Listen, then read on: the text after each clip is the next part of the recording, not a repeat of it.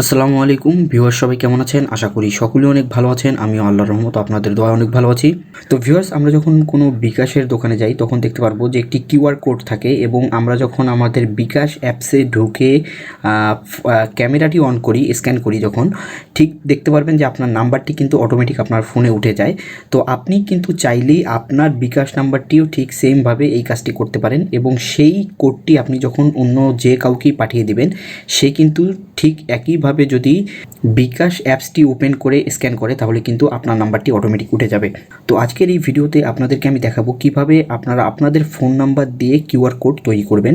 তো জানতে হলে আজকের এই ভিডিওটি পুরোপুরি দেখুন, আর পুরো ভিডিও জুড়েই সাথে আছি আমি মেহেদি ফ্রম মোবাইল একাডেমি প্রো।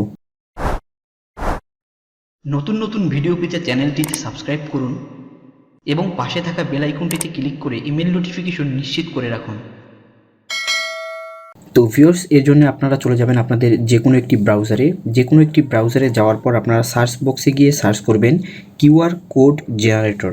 তো আপনারা স্ক্রিনে দেখতে পাচ্ছেন যে কিউআর কোড জেনারেটর লেখার পরে আপনারা দেখতে পারবেন যে এখানে অনেকগুলো ওয়েবসাইট শো করবে, বাট একদম প্রথমে দেখতে পাচ্ছেন যে www.qr-code-generator.com যে ওয়েবসাইটটি রয়েছে, আপনারা ক্লিক করবেন এই ওয়েবসাইটটিতে।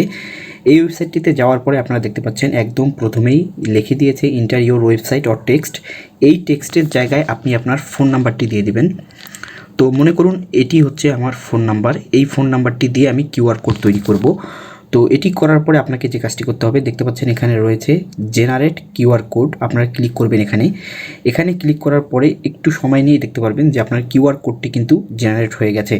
এখন এই কিউআর কোডটিতে যদি কেউ স্ক্যান করে তাহলে কিন্তু সঙ্গে সঙ্গে দেখতে পারবেন যে 01777 যে নাম্বারটি আমি টাইপ করলাম সেটি কিন্তু শো করছে।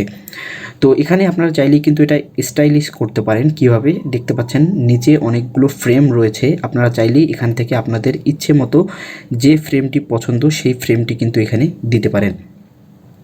সব কিছু কাজ হয়ে গেলে একদম নিচে দেখতে পাচ্ছেন রয়েছে ডাউনলোড জেপিজি।